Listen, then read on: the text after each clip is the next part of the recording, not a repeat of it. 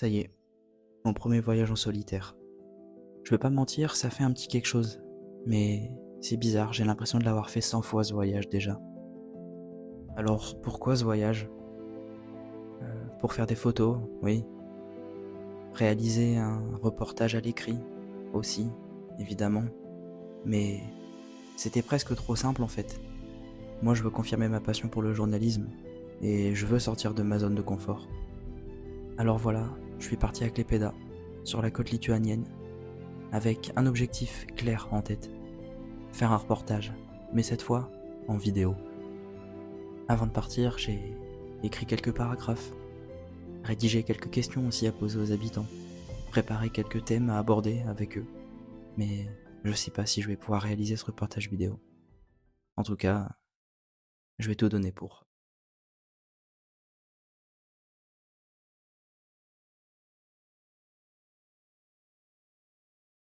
Bonjour à tous, nous sommes le lundi 3 juin, il est à peine 10 heures et je suis à Klaipėda, charmante ville de la Baltique, mais également troisième plus grande ville de Lituanie. Si je m'y rends, ce n'est pas un hasard, ancienne ville hanséatique qui a connu diverses influences au cours de son histoire, Klaipėda est désormais une ville sous pression. Une pression accentuée par l'invasion de l'Ukraine par la Russie en février 2022.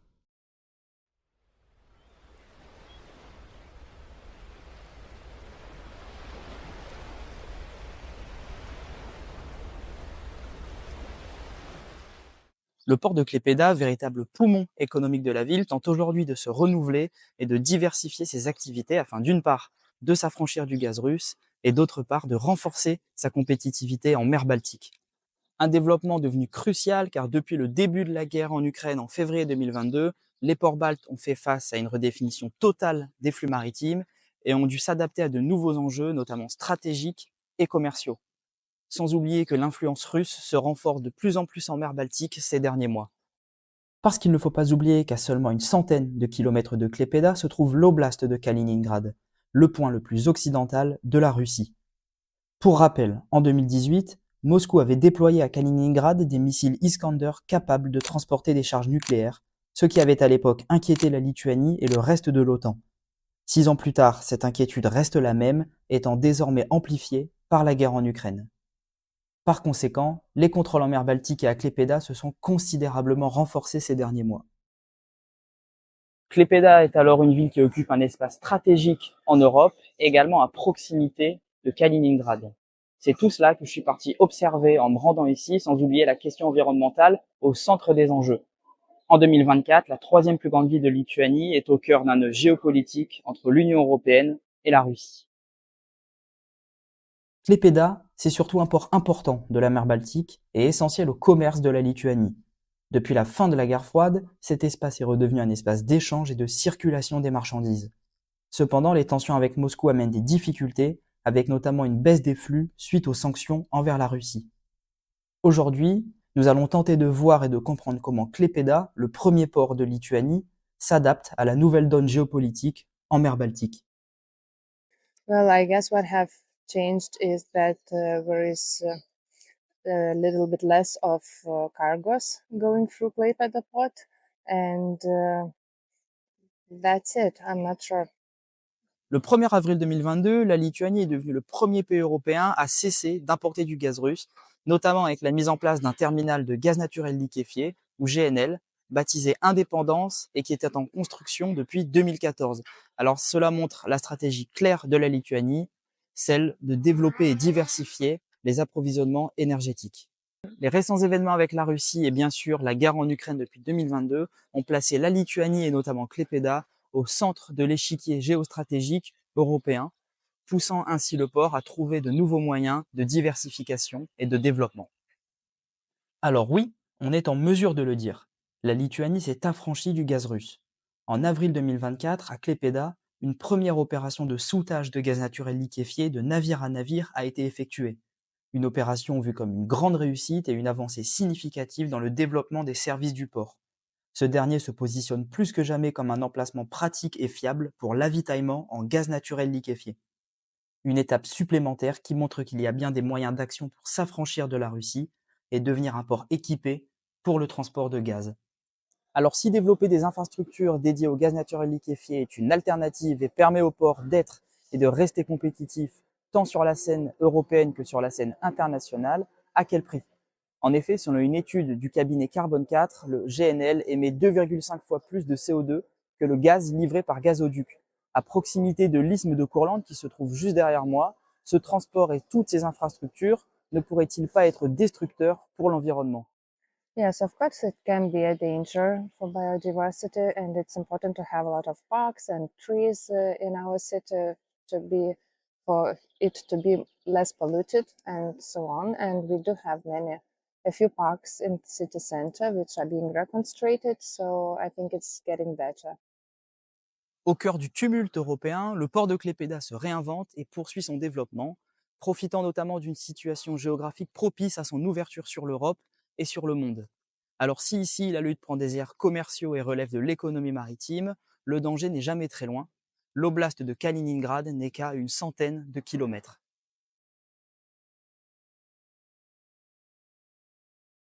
Alors ici, je me trouve à Smiltine, juste en face de Klaipėda, après 5 minutes de ferry. On est sur l'isthme de Courlande. Cette flèche sablonneuse longue de près de 100 km est inscrite au patrimoine mondial de l'UNESCO en 2000. Alors ce n'est pas seulement un bijou de la nature avec des dunes, des forêts, des petits villages atypiques, des ports de pêche. On est sur une zone géopolitique bien plus complexe, séparant l'Europe de la Russie, puisque ici on se trouve sur la partie lituanienne. Au sud, après le poste frontière, c'est Kaliningrad.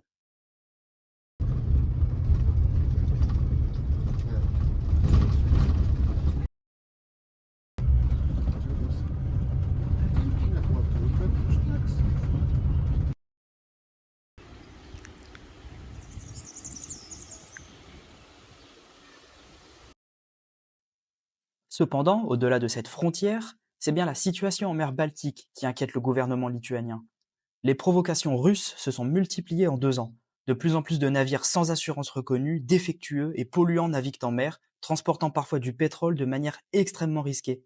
En tout cas, c'est ce que rappelle Elisabeth Brau, spécialiste des menaces hybrides pour le quotidien Financial Times. Au-delà de la pression constante sur le littoral des pays baltes, c'est aussi le risque environnemental qui se trouve être accentué.